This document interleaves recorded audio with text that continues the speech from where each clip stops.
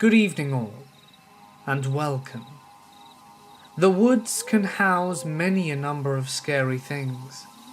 Things that perhaps man has left behind, and nature reclaimed. There are some things in the woods though, that are best left undisturbed, as you will soon find out. So I hope you're ready, because it's time to get comfortable and let the darkness take control. This happened about 10 years ago, when I was in college in Tennessee. I had a friend who was studying photography, and I often joined her to go shooting photos of scenery. One of the favorite photo ops were local cemeteries.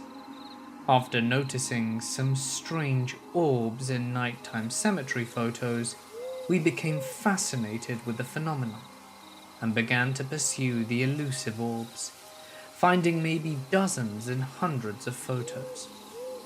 As a tough guy skeptic, I always brushed it off as dust or bugs reflecting in a camera's flash. But I would be lying to say that I was not somewhat intrigued by the suggestion of something paranormal in these cemeteries. One evening, I suggested a cemetery that I hadn't visited before. It was an hour-and-a-half drive on country roads into rural Tennessee. With the sun setting, we got in the car and began the trip. This cemetery borders a state park and is surrounded on all sides by miles of dense forest, save for a long old winding road with a few modern and a few very old abandoned houses. As I mentioned, I am a skeptic, but there is something unquestionably unnerving about the old houses. They look like plantation manors you would see in the history books or an old painting, decrepit during the day, but at night on that long dark country road, they are ominous beasts looming out of the forest. They are just old houses, but contemplating on the brutal history of plantations in the South, the giant shadows in the forest become absolutely sinister. The state park alongside the cemetery is home to the ruins of a large 200-year-old mining operation. Traces of mining are now limited to a series of enormous gaping holes in the forest floor, some 50 feet across and 50 feet deep. A once towering pig iron furnace, now only protruding a few mossy bricks above the ground. The abandoned plantation manors, and lastly, the cemetery. In the state park, the families grilling burgers, camping, and the children playing in the creek are free of concerns of what was happening on the ground they are now enjoying 200 years ago. The sun has set, and on the unlit roads we pass the old houses, with their square frames and tall pillars cloaked in darkness. The moonlight makes their shadows twist and writhe like grotesque living things. As we approach the cemetery, I imagine fleeting visions of a bloody and horrifying history. Slaves brutally forced to dig mines so deep they lost sight of the sun, forced to toil in the searing furnace and handle the molten iron. It dawns on me that while the cemetery existed then, there were no graves spared for the workers. My photographer friend and I parked on the small dirt shoulder in front of the large cemetery. There is no pavement or parking spaces. The cemetery grounds are usually expansive, a 1,000-foot wide glade surrounded by a vast forest. Tombstones range from newest at the entrance to early 1800s in the rear. punctuated by lots of suspiciously vacant of stones. The oldest stones at the forest's edge of the cemetery are little more than small rocks, with no visible markings. It's not that unusual for small and old cemeteries, but the most ancient stones, whose engravings had not yet been completely claimed by time, reveal a disturbing fact. Most of the graves are children. At the rear of the cemetery, we cannot see the entrance, merely a solid line of forest in all directions. The moonlit glade is strikingly contrasted against the blackness of the forest, which seems to aggressively reach up towards the night sky, struggling to complete its reclamation of a time in history which should have never existed. The feeling is ominous, and the forest has a threatening presence. After an hour or so of taking photographs of the midnight cemetery, we leave without incident. The next day, we meet to analyze the photos, and are stunned at what we see. Orbs, 100 in a single picture, and none in the next. Some that curiously hang over my shoulder in photos of myself. They are pale, but colourful. There are thousands of them in the photos, and I strain to remember dust, pollen and bugs, but I can recall none. I am confounded. One thing is clear. We have to return. A few days later, we resolved to make the dark journey again, interested by the photos we shared. 2 friends joined us, and we were now 4 strong. Cameras and flashlights in hand, we once again depart the safety of campus with the sun setting. The moon promises to light our way again, and we approach the plantation manor house, and as if their sinister intentions steal away the once comforting moonlight, cloud cover plunges us into pitch darkness. The writhing pillar shadows on the old houses are gone, replaced by layers upon layers of shadows. The damaged wood, siding on the front of the houses, now resemble a monstrous-sized version of Rodin's Porte de l'Enfer. One of the girls gasped. As we pass the manor, she swears she saw a pale figure in the abandoned window. Had it been one of the damned souls of Rodin's sculpture? On the dark country road, assaulted by this sinister shadowy structures, it's not so strange to believe that the spirits of heinous slave owners have found no peace here. The clouds are unrelenting as we approach the old cemetery in total darkness. We park on the shoulder again, at the edge of the forest on the western side of the cemetery, and step out into the crisp, cool night. Into the glade in the forest, we walk east towards the oldest graves. While taking photos, we cannot help but notice a change in the atmosphere from our previous visit. Coyotes howl far in the distance, but the sounds of the forest are discomfortingly absent. It's dead silent. The crisp, cool air begins to feel cold. The sounding wall of trees that once reached for the sky has completed its effort, and we are surrounded in pitch-black, cold silence. Our small flashlights do not penetrate the darkness.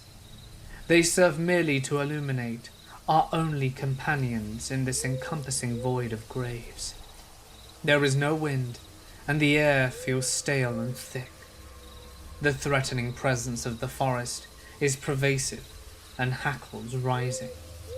We return to the car. Before departing, though, I take a small blue pocket flashlight and walk northwards into the forest to relieve myself.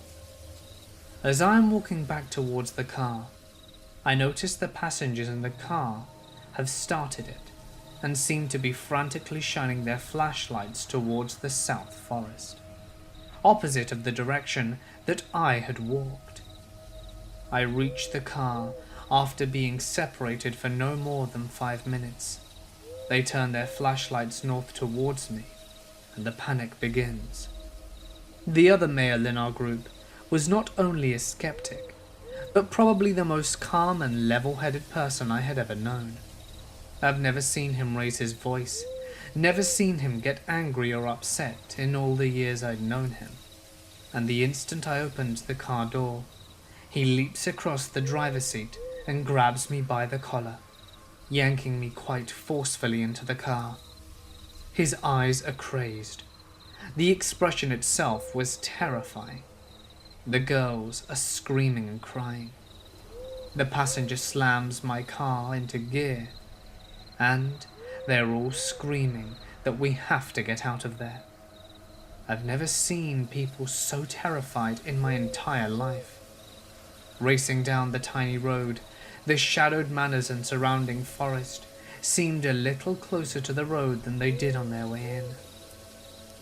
After we put some distance between us and the manors and the cemetery, my passengers finally calmed down enough to tell me what had happened. A minute or two after I had walked away from the car, they saw my blue flashlight in the forest, the South Forest opposite of the direction I had walked. From the South Forest, they then heard me repeatedly calling for help.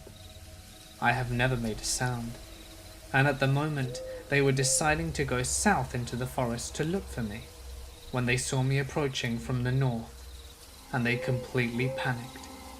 They believe some sinister forces very nearly lured them into the forest. Safe to say that after that encounter, they weren't so keen to go back into the woods anymore.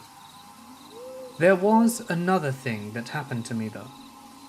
There's a 13-mile hiking trail in the forest, which I have completed many times over the years. I only discovered the cemetery because the trail intersects it at around the 10-mile mark. There are several backcountry shelters along the trail, 2 of which I have camped at. One shelter is about half of a mile due south of the cemetery. The trail leading between the cemetery and this shelter is rather well developed as a road can be after being abandoned for nearly 200 years. The campsite is named Hall Springs, for the array of natural springs that emerge from underground between the cemetery and the shelter. There are ancient stone structures along the abandoned road that appear to be from the same time period as the mining operation. These look similar to chimneys, but there are no central openings, so they just appear to be more like giant pylons, beckoning to something that no longer exists. To reach the Hall Springs shelter, one would typically hike the first 10 miles of backcountry. Several years before the first encounter, I had invited a friend and her younger brother to camp with me, who were not as keen on long hikes as I was. Knowing about the nearby intersection with the cemetery, I suggested that they be dropped off there as our meeting point so that I could quickly guide them to the camp in daylight. A late start for me set out the rendezvous at dusk, but they only wanted to camp anyway. The abandoned road makes only for about the first half of a mile from the cemetery to the camp. It is particularly wide for a backcountry trail, 6 feet across straight and flat, lined on each side by a ditch, then immediately the wall of dense, impassable forest. It certainly feels as unnatural as it is, a perfect hallway to hell in the middle of the forest. After spending the day prepping camp, cutting firewood and clearing brush, I set off on the one-way path directly to the cemetery. The abandoned road, the hallway, offers a strange atmosphere. The woods just seem wrong. the path out of place. I paid it no mind as I made my way to the rendezvous point. Uneventfully, I picked up my guests and led them back down the path from the cemetery to the camp. Dusk sets, and the last light faded from the night sky as I lit a large camping fire for cooking dinner and keeping us warm as well. My friend and her brother came in their own vehicle, against my suggestion of being dropped off. I did not like the idea of leaving a car parked on the side of the road, as there were no parking lots for the cemetery whatsoever. The campfire was comforting. The ethereal fog produced by cold spring waters rising from some mysterious underground source was not. Well into the darkness of night, as the fire faded, we all heard a distinct voice yelling loud from the north. I sat up from my bench bed and stepped towards the forest. The light of the campfire made a sharp gradient, ending immediately in foggy blackness. So dark, even the forest was obscured from sight. Just at the edge of the fire's light, I stopped with my ear towards the voice, disconcerting whatever I could. Words I could not distinguish, merely a male voice, gruff and loud. While I could not perceive words, there was no mistaking an authoritative demanding tone, demanding that I comply with words that I failed to understand. My fears had been confirmed, and I knew the source of the voice immediately. The police had found an abandoned vehicle on the side of the road, and were demanding that we return immediately to face the consequences. The voice was commanding us that we come north, back to the cemetery to answer for our crimes. I am not a criminal, and thought at once that we must return to meet the police in the cemetery, to explain that we were simply camping, and apologize for the inappropriate parking. This train of thought made perfect sense to me, but simultaneously it made no sense. We were in the middle of nowhere, at the end of a dead-end road, in the middle of the night. My friends were upset, but not stricken that we had been busted, as I suggested to them.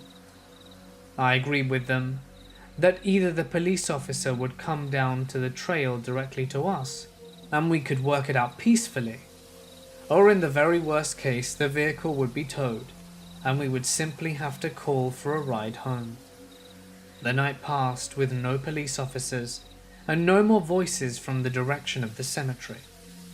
With the efficiency of Occam's razor, I had easily explained the voice calling from the dark forest.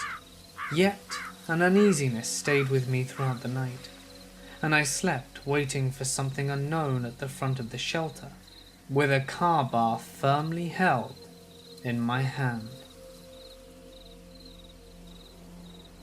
This is a true account of something strange that happened to me and two friends one summer in the early 2000s. It happened in the town I grew up in, with one of the friends being a lifelong friend from childhood, and the other a college friend of his. We had gone off to different schools, and being home for the summer, were just having fun partying and whatnot. This particular night, I got together with my friend James and his college friend Mark. It was a hot night, and we decided to jump the fence to our town pool and go swimming. We'd done this dozens of times before, and we'd never gotten into any trouble, and only ever needed to keep an eye out on the local cops. We got there, hopped the fence, and stargazed over the top of these canopies, and went swimming. We weren't that loud, as we didn't want to attract any attention if any cops came through looking for kids doing exactly what we were doing. At about an hour into being there, all of us in the pool heard a low grumble come from the woods that surrounded the pool grounds on three sides. It rose quickly in intensity and volume, with a rapid Doppler effect moving towards us from deep in the woods. It sounded horrible, like a pack of very angry dogs or wolves or something, all roaring ever louder, like talking over one another. We all froze at the beginning of it and just stared into the woods in the direction it was coming from. It came so fast, charging to the tree line at the chain link fence, that it surrounded the pool grounds. I've never been so frightened in my life. The thing I remember clearly was that there were no sounds or footfalls. Whatever it was, moved through the woods at rapid speed, with no discernible thumps of branches being crushed underfoot. The awful roaring reached a crescendo just as it broke the tree line and got to our fence, or so our ears told us, because we couldn't see anything there. We all remained frozen in the pool, just staring, waiting for our deaths. I don't know how long we stayed motionless in the pool, staring, but the sound stopped abruptly when we got to the edge of the grounds.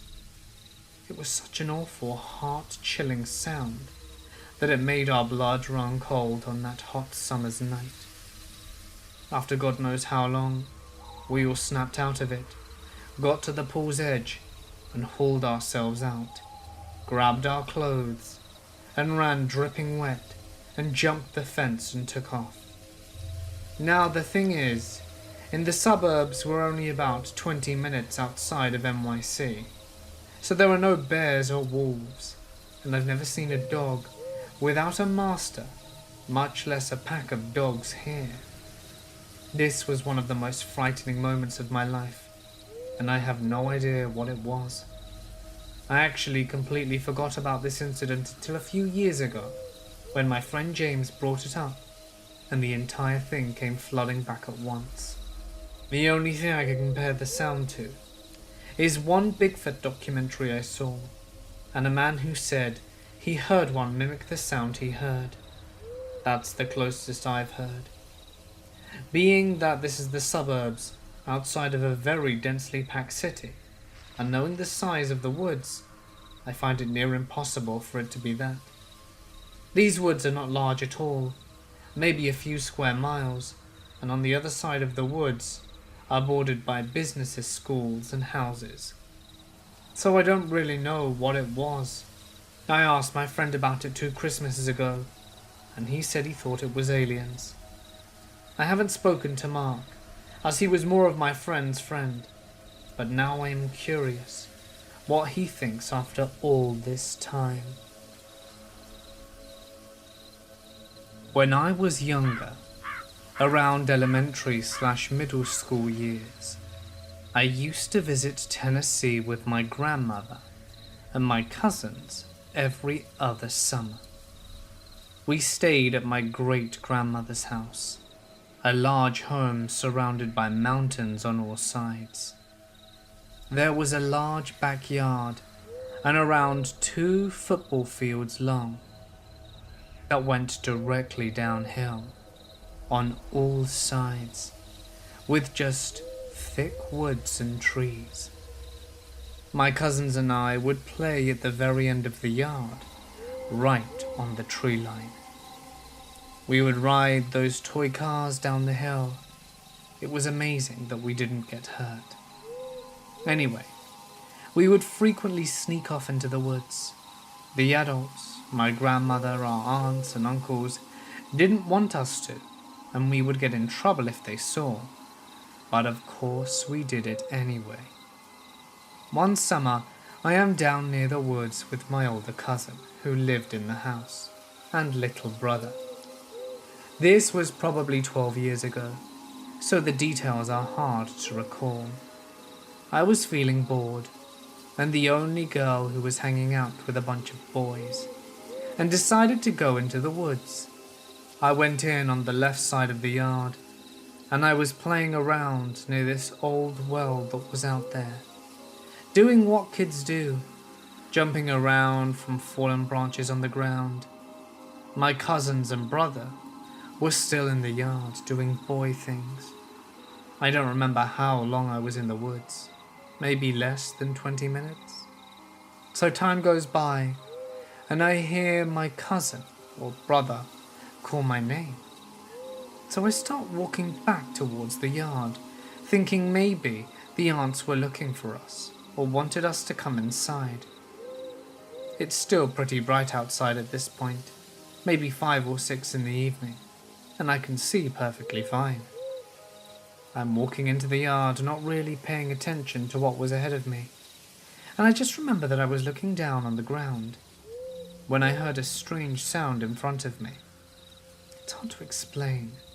It was loud, like a crunch of leaves or branches, only much louder, like if someone had heavy boots, with what I assumed had to be steel-toed, and made a loud stomp. But it was only one crunching noise. I looked up, and it didn't really register at first what I was seeing. But what I saw immediately sent a feeling over me that I had, until that point in my life, never felt before. I just saw legs, dark legs, shadows, just one set, but definitely legs. It wasn't exactly solid. It was kind of grassy. There was absolutely no torso connected to these legs. Where there should have been an upper body, there was nothing. At first, I felt like I couldn't or shouldn't make any movements, like something was telling me to stay still.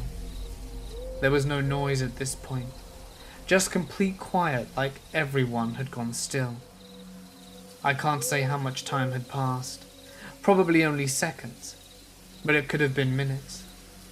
I heard my name being called again from the yard, and I booked it out of there and broke through the tree line and ran up the hill without stopping where my cousin and brother were. They followed. My cousin caught up with me once we got to the top of the yard, and he asked me what happened. I was clearly terrified. He asked me what I saw, and I don't remember what I said, but it was something along the lines of legs. I wasn't very descriptive. He took me aside later and described to me something he saw a few years ago, and confirmed it was the exact same thing. This was the beginning of summer, and I didn't go back out again. I basically refused, but didn't want to talk about it. Some other odd things happened that summer, but nothing anywhere near as frightening.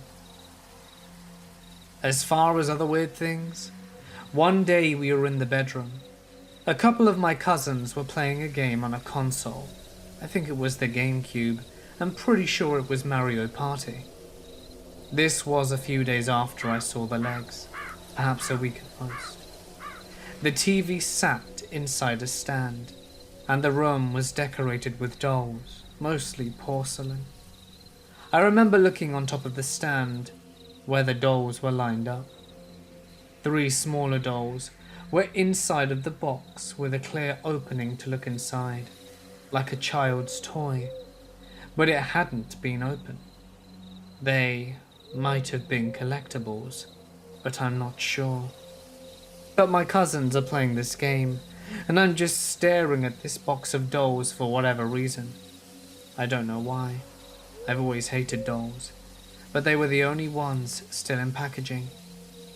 I saw the box explained in length, and I literally watched this box grow bigger from side to side, pushing other dolls that weren't in packages towards the end of the stand, where they fell off. It startled everyone, but freaked me out mostly, as I literally watched the entire thing happen. I didn't mention it to anyone, but my cousin from the leg story commented about strange things that happened around the house.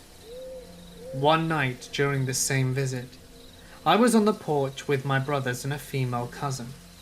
We were just hanging out, and it was around 10 p.m. when I hear a low growling coming from the porch where the doghouse was. We looked down and couldn't see anything, and then we hear barking coming from inside it. I didn't stick around after the legs ordeal, and hardly even wanted to be outside.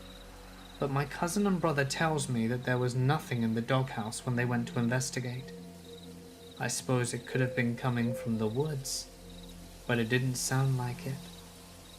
Sometimes at night, when everyone should have been sleeping, I could clearly hear someone in the guest bedroom's bathroom. My brother, grandmother, and I slept in that room on the visits together. It wasn't either of them, but there was another bathroom in the house that anyone else would have used. I always got weird feelings staying in that house, but this was the only summer where creepy things actually happened. Every year around Father's Day, all the men old enough to do so come up to a cabin built by our family in the northern LP of Michigan, the General Huron National Forest area. I was of age 10 to 12. The rules are simple. Do whatever the hell you want, as long as someone knows generally where you are and how long you plan to take. And 2, don't be an asshole. We generally tend to wind down as it approaches sunset, as night is when people get into heavier drinking, playing euchre or checkers while talking shit and the like. I myself have been up there a few times at this point, and I'm fairly comfortable in the area. This was around 5 years ago, so I suppose I was around 13 actually. Just teen enough to start being a dumbass. Anyway, everyone else is being lazy, and I still have a fire to get out and move, so I plan to go frog hunting with my BB gun at the smaller secondary pond on the 80 acres our cabin rests on. The path to this pond is pretty much a straight shot, turned 90 degrees about halfway through in a crude L. In all, it's not far, maybe a quarter of a mile in length total, or a third. Getting my gear together, I prepared to be out into the darkness, seeing as the sun is already casting orange light. I grab my BB gun, a good flashlight, and toss on a hoodie, since it would definitely get chillier as it got later. With my stuff ready, I proceed out. The first leg goes fine, me thinking to myself and just enjoying the wilderness. I reach the point and turn, and as I do so, before I notice anything, a phantom chill runs up my spine. Something is definitely not right. Shaking it off, I look down the path, almost striding before I notice something odd. A black, roughly man-shaped figure is casting against a tree about halfway between me and the pond. It's getting late, as I said, so I assumed it was just a shadow. Still, I guess my body thinks something is up, so I instinctively shine my flashlight down the path to shut up my mindless fear. The light reflects off its eyes. Immediately everything changes, and my eyes go wide. I have no idea at all what the hell I'm dealing with now. As I hastily shut off the flashlight, I pay more close attention to the thing down the path, and I notice it's moving. Not moving towards me, but that slow back and forth motion of something sizing up an opponent just before a brawl, trying to decide if they are worth it. Needless to say, at this point, I'm doing all I can to not leave brown stains in my underwear. Staring down at it, I know that at the very least, I need to be not here immediately. Luckily, as there had been black bear sightings recently in the area, I had gotten some advice on what to do to avoid angering a bear on the off chance I ran into one. Thinking back, I realize it very well could have been this thing people had spotted, but I can vouch that it was most definitely not a bear. I got a solid minute of stare down with it before I noped out of there. I backed exceedingly slowly out of the sight around the corner, making sure to not make any further eye contact with whatever was waiting for me at the tree on the path. Getting out of its line of sight, I ran faster than I had ever run in my past, and likely ever will again, getting to camp in a fraction of the time it took me to leave. As I returned to the camp, breathlessly, everyone else can see the look of abject horror on my face. Immediately explaining myself, my dad and uncle forced me and my cousin into an impromptu hunting party for whatever the hell may have been out there. But it's gone. Years pass, and we finally think to at least get an idea of what I was actually seeing that day. So, while going back to the cabin, we do a quick size check. My 6'5" grandfather walks down the path until I stop him in front of the correct tree and raises his arm. It's easy for me to tell, compared to him now, how tall the creature stood. As the image of his eyes will never leave my brain, I do a double take and quickly realize that its eyes would have been where his watch was. At a bare under minimum, this thing was 9 feet tall, likely more. When I was little, I would always say I wasn't afraid of the dark. I was afraid of what was in it. And growing up in Detroit, there would have been a lot of things in it. But after this incident, I realized how founded in reality that fear was. This didn't happen to me, but my husband has one hell of a story from before we met. Let me say my husband admits to being a skeptic, but not completely dismissive of the paranormal prior to this incident, and he became a full-blown believer that night. He had been camping and hunting for several days near the Wyoming-Montana border, near a Crow reservation. The forest he was in had been Crow territory prior to the Europeans. He was in his early 20s and a highly experienced hunter. He got his first hunting rifle at 5 and is very outdoorsy. It was fall, and weather in the area gets pretty cold very early in the season. He'd been tracking a deer, but it was getting too dark, and he decided to just head back to his tent. It got dark really quickly, and he admits he simply got a bit turned around, a big admission for him long. He suddenly came to a clearing he hadn't come across in all his years of hiking, camping, and hunting in the area.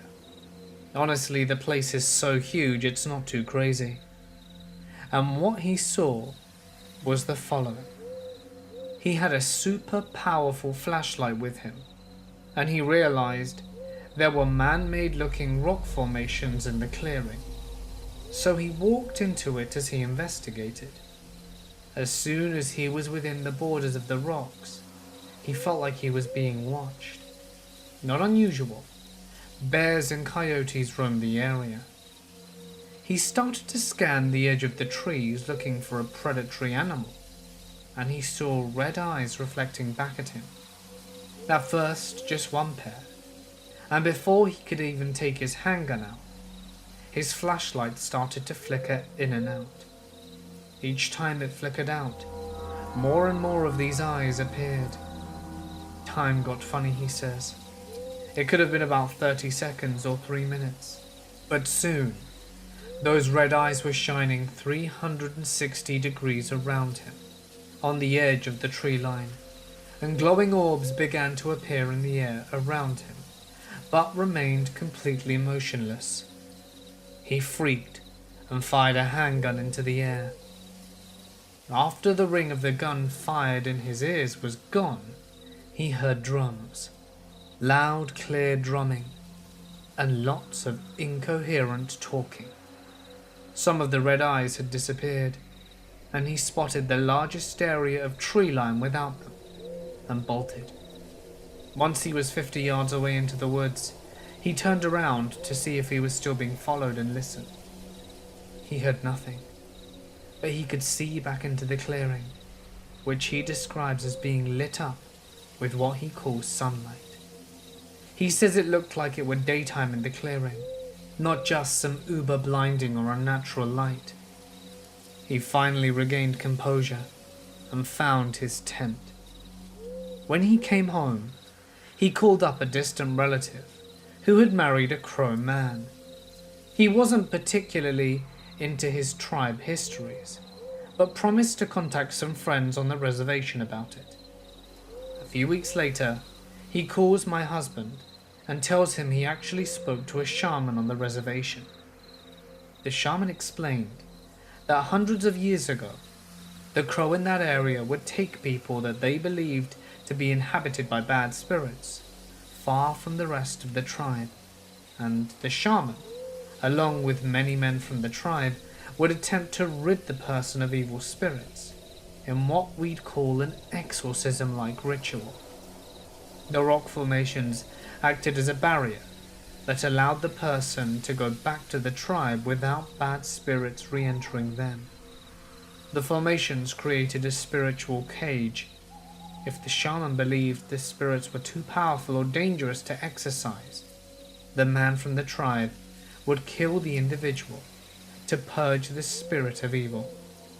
So not only was this circle the prison of evil spirits, but also the site of numerous deaths.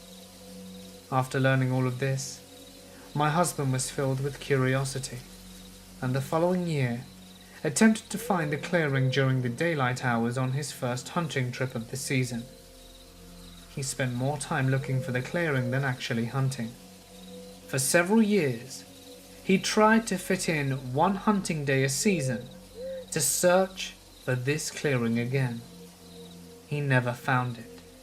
It's been a decade or so, and looking back, he's grateful he didn't find it again, even in daylight.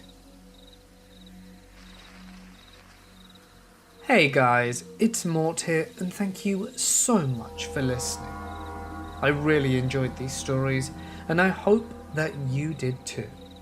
If you did, please do not forget to drop a like and leave a comment with your thoughts, as it goes a long way. Yesterday's haunted house stories were seriously good, and if you missed it, you'll find a link on screen at the end of the video. Trust me, it's not one you want to miss. If there's a story that you wish to share, don't forget to send it to my email or my Reddit. All the info can be found in the description. I do post every night, so be sure to subscribe and hit the little bell icon to not miss your nightly spooks. But anyway, for now guys, it's time for me to sign off. Stay awesome, and I'll see you in the next one.